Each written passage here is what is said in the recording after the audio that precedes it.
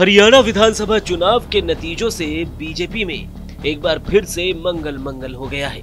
वहीं कांग्रेस जो बीजेपी की हैट्रिक को रोकने का सपना देख रही थी, वो सपना भी चूर चूर हो गया है। जवान, किसान और पहलवानों के मुद्दे को लेकर उतरी कांग्रेस का कायाकल्प नहीं हो सका। अब जब जनता ने बीजेपी को तीसरी बार सत्ता सौंप दी है और कांग्रेस को विपक्ष में बैठा दिया है, तो कांग्रेस मंथन कर रही है कि ऐसी क्या कमियां रही जो उनके उठाए मुद्दे जनता तक नहीं पहुंच सके। वहीं सियासी गलियारों में भी कांग्रेस की हार की वजह तलाशी जा रही है।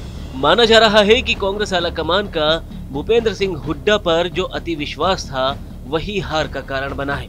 भूपेंद्र सिंह हुड्डा जो हरियाणा की 2 बार कमान संभाल चुके थे और 2014 में एंटी इनकम्बेंसी के नाम पर उन्हें सत्ता गंवानी पड़ी, लिहाजा उन्हें लग रहा था कि बीजेपी भी 10 साल सत्ता में रहने के बाद एंटी इनकम्बेंसी का शिकार हो जाएगी। लेकिन 8 अक्टूबर को ऐसा नहीं हुआ। अब जब कांग्रेस हरियाणा में हार गई है और चर्चा हुड्डा को लेकर हो रही है, तो फिर इनमें बात राजस्थान, मध्य प्रदेश और छत्तीसगढ़ को लेकर भी होने लगी है।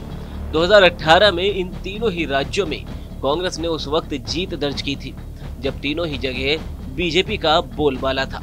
2014 में केंद्र में मोदी लहर के चलते बीजेपी सत्ता में आई थी, तो वहीं मध्य प्रदेश और छत्तीसगढ़ में बीजेपी हैट्रिक लगा चुकी थी।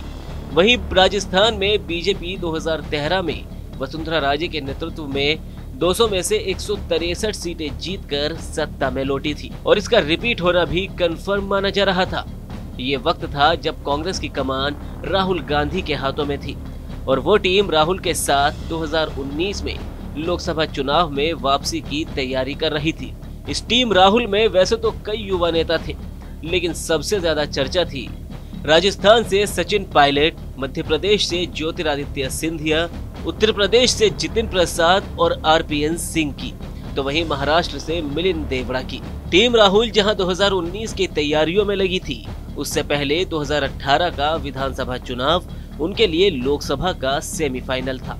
इस सेमीफाइनल में कांग्रेस को जीत मिली और अब बारी थी प्रदेश की कमान किसे सौंपी जाए। तीनों ही राज्यों में युवा और अनुभव का मिश्रण था। अब सत्ता की चाबी किसे दी जाए, ये तय करना था जीते हुए विधायकों और तत्कालीन कांग्रेस के अध्यक्ष राहुल गांधी को। राहुल गांधी ने तीनों ही राज्यों के युवा और अनुभव वाले नेताओं से चर्चा की और कमान सौंपी अनुभव वाले नेताओं को। लेकिन यहाँ से कांग्रेस और राहुल गांधी के लिए एक बार फिर से मुश्किल का दौर शुरू हो गया। पहला झटका लगा मध्य प्रदेश में, जहां राहुल के सबसे खास माने जाने वाले ज्योतिरादित्य सिंधिया ने 2020 में अपने समर्थित विधायकों के साथ बीजेपी का दामन थाम लिया। मध्य प्रदेश के बाद बारी आई राजस्थान की, जहां सचिन पायलट बीजेपी में तो नहीं गए, मगर अपने समर्थित विधायकों के साथ बगावत का रुख जरूर अख्तियार किया।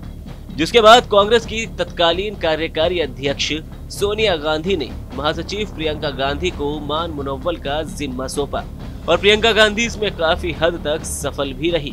वहीं छत्तीसगढ़ में भी जब कांग्रेस को बगावत की बू आई, तो वहां भी कांग्रेस को आखिरी दौर में उप मुख्यमंत्री का पद देना पड़ा और मध्य प्रदेश में तो कांग्रेस शासित कमलनाथ की सरकार अपने 2 साल भी पूरे नहीं कर पाई थी कि जब सिंधिया की बगावत की वजह से कांग्रेस की सरकार गिर गई। लेकिन राजस्थान और छत्तीसगढ़ में सरकार ने जैसे तैसे अपने 5 साल पूरे जरूर कर लिए।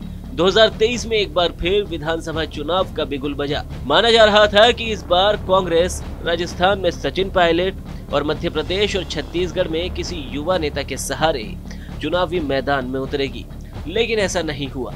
तीनों ही राज्यों में अनुभव वाले नेताओं के सहारे ही चुनावी मैदान में उतरी कांग्रेस को हार का सामना करना पड़ा।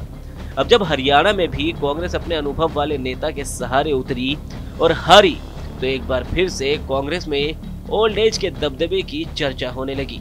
कहा जा रहा है कि कांग्रेस अगर इन राज्यों में युवा नेताओं को मौका देती, तो न तो उसके युवा नेता पार्टी छोड़ते और न ही उन्हें हार का सामना करना पड़ता।